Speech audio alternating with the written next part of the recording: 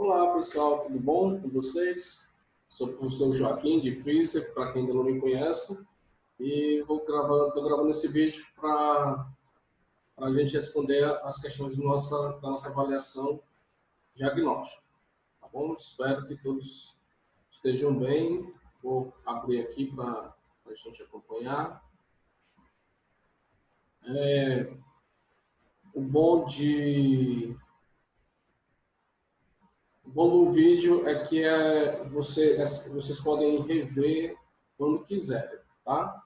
Mas se ficar alguma dúvida, vocês podem me procurar lá no WhatsApp, né, no grupo, né, tanto do grupo do Enem como do terceiro ano, lá da Humanas Exatas, que estarei lá, tá? Basta me chamar, manda no particular, preferir que aí eu respondo, tá bom? Então vamos lá. A nossa primeira questão de física é a questão número 56, né? É uma questão bem simples, pessoal. Ainda teve gente que errou, mas foram pouquíssimos. A maioria acertaram, né? Os que me mandaram. Então, é uma questão que fala sobre eletrização, né? É uma questão que dificilmente vocês vão achar essas questões no Enem, tá bom? Mas é bom para a gente trabalhar a teoria, tá? Então, diz assim, uma pessoa penteia seus cabelos usando um pente de plástico. O que ocorre com o pente com o cabelo? Aí aqui ele dá as alternativas, né? Então, se eletrizam, né? Positivamente, negativamente.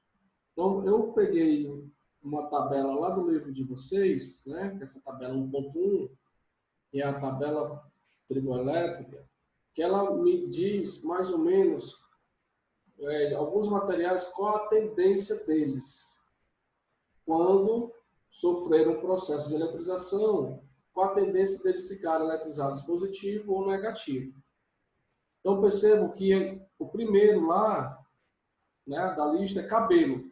Né? Do lado esquerdo tem uma seta, quando ela sobe positivo e ela desce negativo. Ou seja, os nomes que estão em cima, indo para cima, a tendência deles é ficar eletrizados positivamente.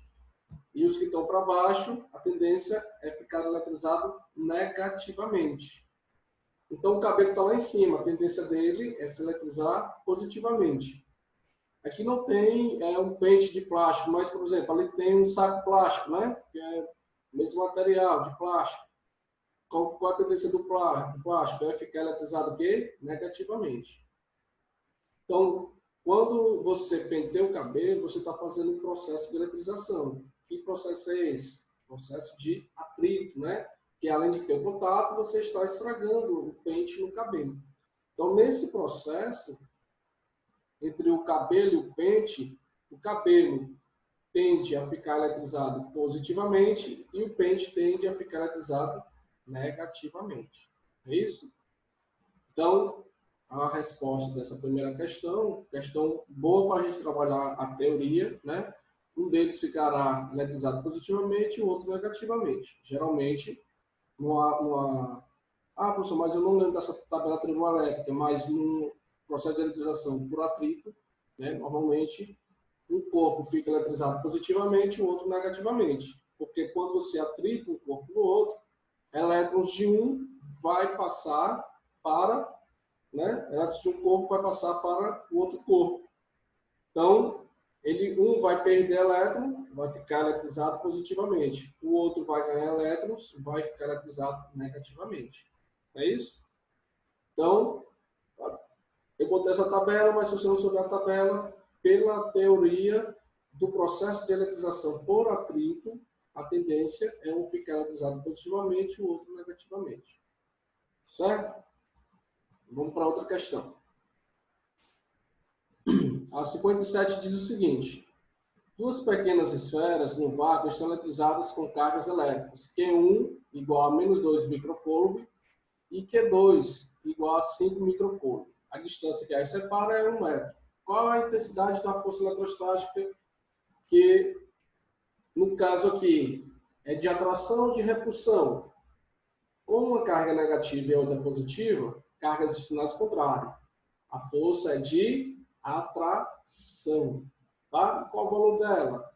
Então, vamos partir da fórmula, da expressão matemática, né? Então, a força elétrica com que elas estão se atraindo vai ser igual a constante elétrica vezes carga 1 vezes a carga 2 dividido pela distância ao quadrado, tá? Então, essa fórmula, pessoal, é o beabá que vocês têm que saber, tá? Esse ano. Muito importante. Então, vamos substituir os valores, tá bom? Vamos lá. Então, substituir aqui os valores. A constante, né? Está lá o valor dela, 9 vezes 10 é 9. Aqui eu não coloquei os sinais porque considera-se que vocês já sabem que a força é de atração, né? E eu estou calculando em módulo, né? O módulo é como se tudo fica positivo. Então, 2 vezes 10, carga 1, 2 vezes 10 a menos 6, né? O micro, né? Que é aquela letrinha lá, ela representa uma potência de 10 a menos 6, né? Então, você tem que fazer a transformação, 10 a menos 6, vezes 5 vezes 10 a menos 6, que é a carga 2, né? Também microcouro. Dividido pela distância. Olha só, a unidade da distância já está em metro. Então, 1 ao quadrado. Beleza, então como é que a gente faz lá em cima? Lembra daquela primeira aula que a gente que nós tivemos, que foi presencial. Lembra que a primeira coisa que eu falei para vocês? O que eu fiz para vocês? Foi justamente as regras de como a gente trabalhar, né? Fazer cálculos com números em potência de 10. Então, vai lá na multiplicação. Quais são os 3 passos? Multiplica as partes decimais. 9 vezes 2 vezes 5. Não é isso? Conserva a base 10. 9 vezes 2 vezes 5 vai dar 90. Conserva a base 10 e subtrai os expoentes, né? Primeiro lá, o 9, o expoente 9 menos o expoente menos 6, vai dar quanto? 3 positivo. 3 menos 6 vai dar menos 3, né? Então, multipliquei lá 9 vezes 2 vezes 5, conservei a base 10 e subtraí os expoentes. 9 menos 6, 3. 3 menos 6, menos 3. Dividido por 1 ao quadrado, que é 1. Beleza. Só que, percebam que lá na forma, eu acho que essa questão está errada, pessoal. A unidade lá não é Newton, se eu não me engano, está Coulomb. Eu corrigi já aqui, tá? Mas não atrapalha a questão, né? Só lembrando que força é medida em newtons, tá? Então, aí na questão que vocês têm Coulomb, foi um erro meu, me perdoe, né? Mas não muda nada a questão, né? Em termos de valores.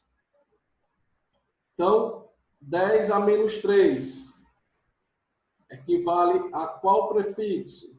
Ao M, né? De mili. Por isso que eu substituí lá, né? 90, 10 a menos 3 é o Mzinho. Milinewton. Tá? Milinewton. Então, 90 milinewton. Vão se acostumando com esses prefixos. Lembrem, o micro, o mili, que é esse, o micro, o nano e o pico, tá? Esses 4 vocês têm que saber, porque certamente lá no Enem vai cair questões e eles vão ser utilizados. Tá? Por isso que eu fiz essa questão e já coloquei assim para vocês irem se acostumando. Então, 90 milinewtons, tá? Resposta correta, letra D. Vamos para outra. 58. Diz o seguinte: duas partículas A e B eletrizadas no vácuo estão separadas uma da outra pela distância de 15 centímetros. A partícula A tem a carga de 5 microcoulomb, enquanto B tem carga desconhecida. A força eletrostática com que se repele tem intensidade de 5 newtons. Determine a carga da partícula B. Então, eu vou utilizar, e aqui ele dá a constante eletrostática. Então, eu vou utilizar aqui, pessoal, a mesma forma da questão anterior. Né? Força elétrica, duas cargas e a distância entre elas. E essa questão é bem trabalhosa, né? Porque o que ele quer? Ele quer a carga B, né? Da partícula B, que está ali. Ele te deu a força, ele te deu a constante, ele te deu o valor da carga de A e te deu a distância entre elas. Então, eu vou substituir os valores e o que eu quero nessa questão é a carga B. Tá?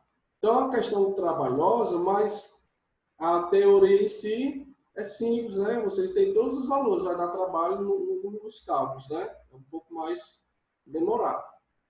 Então, vou substituir os valores, ó. Fiz aqui um passo a passo bem detalhado, que é para vocês não ficarem em dúvida, mas se tiverem dúvida, vocês podem me procurar.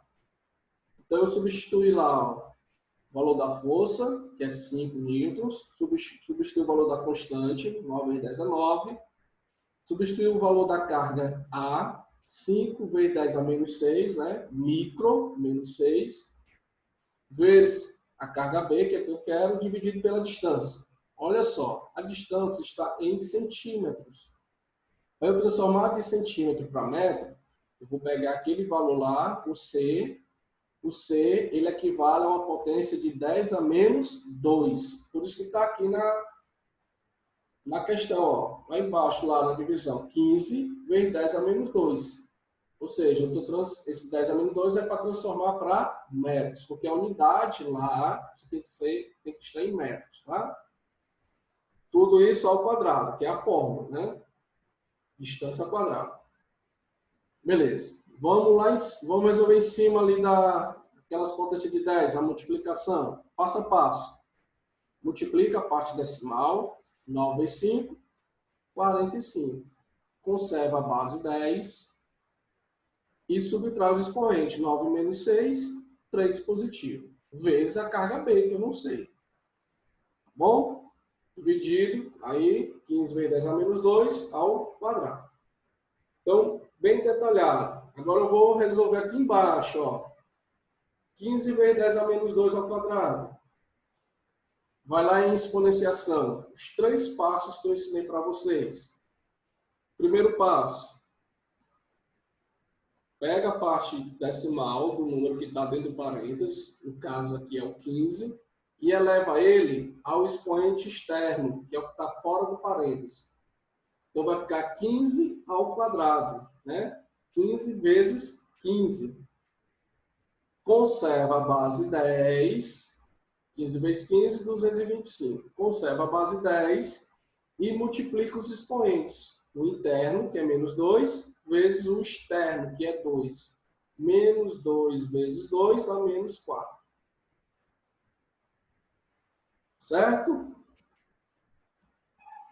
Então, resolvi lá em cima e embaixo. Agora vamos fazer o quê? Uma regra de 3, né? O produto dos meios é igual ao produto dos extremos. Então, 45 vezes 10 elevado a 3 vezes a carga B vai multiplicar. Imagina que lá embaixo do 5 tem o 1. Não é isso? Tem o 1. Então, como é que vai ficar? E aqui vamos para a direita, certo? Então, aqui está do lado direito. 45 vezes 10 elevado a 3 vezes QB é igual a 5 que multiplica 225 vezes 10 a menos 4. Certo? Vamos resolver essa multiplicação aqui. 5 vezes 225. Ó, vou repetir o esquerdo novamente. 5 vezes 225, 1.125 vezes 10 a menos 4. Agora, isola a carga B. Passo 45 vezes 10 a 3, ele vai dividindo. Então, vai ficar 1.125 vezes 10 a menos 4, dividido por 45 vezes 10 a 3. Dividindo a parte decimal. Lembra lá na divisão? 1.125 dividido por 45. Conserva a base 10. Né? 1.125 dividido por 45 vai dar 25. Conserva a base 10 vezes 10. E agora os expoentes. Olha só, eu vou subtrair ou somar. Porém, o expoente do número de baixo, aí esse é um detalhe importantíssimo, que pode perder tudo que foi feito até agora, né? Se você não mudar o sinal do expoente do número de baixo, né? Do denominador. O 3, no caso, positivo aqui, quando eu vou fazer o cálculo lá com menos 4, ele vai negativo, né? Ele muda o sinal. Então vai ficar menos 4, menos 3. Tá? Ele é positivo, ele vai negativo. Menos 4, menos 3 vai dar menos 7. Então achei aqui a carga B, 25 vezes 10 a menos 7. Mas, professor, não tem nenhuma letra igual àquela ali. Ah, então nós vamos ajustar. Isso vocês vão fazer bastante lá no Enem, viu? 25, né? Quando eu falei isso para vocês, eu disse que esse número na parte decimal tem que ficar entre 1 e 9, né? 25 é um número grande. Não está errado, mas o ideal é que fique entre 1 e 9. Então, para ficar entre 1 e 9, aqui na parte da frente, tem que ficar quanto? 2,5. Minha vírgula não aparece nesse número 25, mas ela está subentendida do lado direito do 5, né? Ao final do número. Então, para ela ficar entre o 2 e o 5, eu vou dar uma casa. Uma casa. Se eu ando uma casa para a esquerda, o meu expoente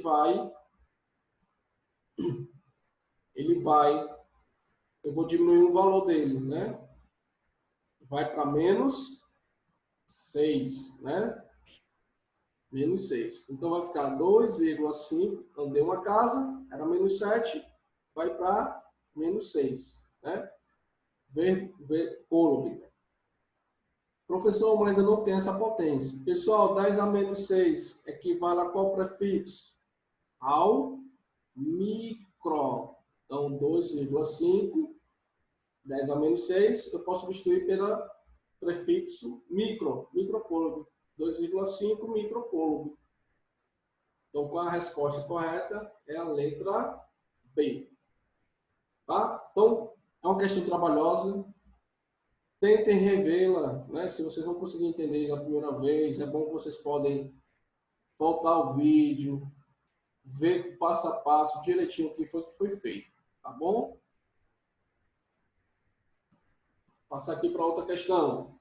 Uma partícula A, eletrizada com carga Q igual a menos 6 microcoulomb, está fixa num certo ponto do espaço, no ponto P. Encontra-se a uma distância de 1 centímetro de A. Aí ele quer que você determine a intensidade do campo elétrico. Então aqui nós vamos trabalhar já o que? Campo elétrico. Pessoal, campo elétrico, né, gerado por uma carga. Num ponto P, eu vou usar essa expressão matemática aqui, né? Campo elétrico naquele ponto vai ser o quê? A constante vezes a carga que está gerando o campo dividido pela distância até aquele ponto que eu quero ao quadrado. Né? Parece com aquela forma da força elétrica. Então, substituir os valores, que tem todos aí, né? Ó, constante, 9 vezes 10 a 9. A carga, 6 vezes 10 a menos 6, né? O micro, 10 a menos 6. Dividido pela distância. Reparem que a distância é 1 centímetro. O Czinho equivale ao quê? A uma potência de 10 a menos 2. Então, por isso que eu coloquei lá, 1 vezes 10 a menos 2, tudo isso ao quadrado. Lá na primeira questão já estava em metros, mas aqui está em centímetros, então tem que transformar, tá bom? Então, multiplicando lá em cima, né? 9 vezes 6, 54. Conserva a base 10 e subtrai os expoentes. 9 menos 6, 3. Aqui embaixo, eleva 1 ao quadrado, dá 1 vezes 10, multiplica os expoentes. Menos 2 vezes 2 dá menos 4. Divisão. 54 por 1 dá 54. O expoente de baixo, o que acontece? Muda o sinal. Então, é menos 4. Quando eu subo ele, ele vai mais 4. Então, vai ficar 3 mais 4, que dá 7. Então, 54 vezes 10 a 7 Newton por Coulomb, que é a unidade de campo elétrico. Né? Aí a resposta, letra A. Tá certo? E, para finalizar, né, que diz o seguinte, aqui já vamos entrar para a primeira lei de Ohm. A curva característica de um resistor ohmico está representada no gráfico. A resistência do resistor e a DDP do resistor ohmico, percorrida por uma corrente de 1,5 amperes, valem respectivamente. Então, está aqui um gráfico, né? Então, aqui, ele quer saber primeiro qual é a resistência desse resistor ômico, né? Por que eu sei que é um resistor ômico? Porque o gráfico é uma linha reta, né? Isso quer dizer que a resistência ela é constante. Se a resistência é constante, é um resistor ômico, tá? Resistor ômico é um resistor onde a resistência dele é constante, não varia. Se o gráfico entre a tensão, né, que é o eixo vertical, né, tá lá o Uzinho lá em cima, quer dizer o que? A tensão, que é a mesma DTP. E a corrente, que é o eixo horizontal. Se o gráfico entre eles dois é uma reta, quer dizer que o resistor é ômico. Se for uma curva, quer dizer que o resistor não é ômico. Tá bom? Então, essa questão muita gente errou. Pessoal, minhas atividades, se vocês já repararam, essas questões são facilmente encontradas na internet, né? Mas eu mudo, né? Se você ver o gráfico, ele está editado, eu mudo os valores. Às vezes eu mudo o valor só de uma grandeza. Eu quero que vocês se esforcem para fazer. Então tem gente que simplesmente só está pegando na internet lá, lê o texto, vê que é igual ao texto, e aí simplesmente vê logo qual é a resposta. A gente está me mandando, né, as respostas. Inclusive teve até um rapaz que ficou com raiva, né? Vou dizer o nome dele. Mas ele ficou com raiva e nunca mais nem me mandou, porque ele mandou uma daquelas atividades, né? Eu mudo todos os valores, quase todos os valores eu mudo. De todas as questões sempre vai ter um valor diferente. E aí simplesmente ele mandou, com meia hora que eu tinha postado, ele me mandou todas as respostas. Só que as respostas que ele me mandou foram as respostas lá da questão que estava na internet. Tá? Ou seja, estava tudo errado, porque os valores eu tinha trocado. E aí ele se zangou, né? Porque perdeu tempo. Ele disse que ainda perdeu tempo para fazer isso. E aí nunca mais me mandou. E ainda continua gente me mandando dessa forma, tá? Tem gente que diz que não, mas está lá a foto, né? Coincidentemente, os valores é o mesmo valor que está lá na internet. Né? Ela me manda a resposta. Tem uma alternativa lá, né?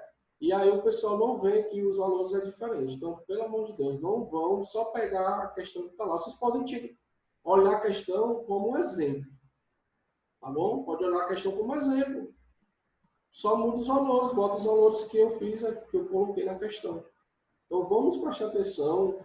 Isso está acontecendo bastante com o terceiro ano, tá? Por isso que eu fiz aqui essa observação, porque não queria que vocês ficassem assim. Então, esse gráfico ele me dá aqui a tensão e a corrente, né? E aí eu vou usar a primeira lei de Ohm, ó. Resistência elétrica nada mais é que a tensão dividida pela corrente elétrica. Tá lá, ó. A tensão, 75 volts. E a corrente, 3 amperes. Pessoal, só dividir 75 por 3 dá quanto? 25 ohms. Aí ele diz, e a DDP? O que é DDP? É a mesma tensão, que é o U. Aí eu vou usar a mesma fórmula ali, ó. Isolando o U vai ser igual a quanto? A tensão, que é a DDP. Vai ser a resistência vezes a corrente. A resistência eu acabei de achar, ó, 25. E a corrente, ele diz lá, ó, 1,5 amperes. Então eu vou substituir 25 vezes 1,5. Multiplico, dá 37,5 volts. A resposta aqui é a letra D. Tá bom? Então revejam com atenção esse vídeo. Qualquer coisa, estou aqui à disposição de vocês. Tá? Não deixem de corrigir, tá? Para tirar as dúvidas. Tá bom?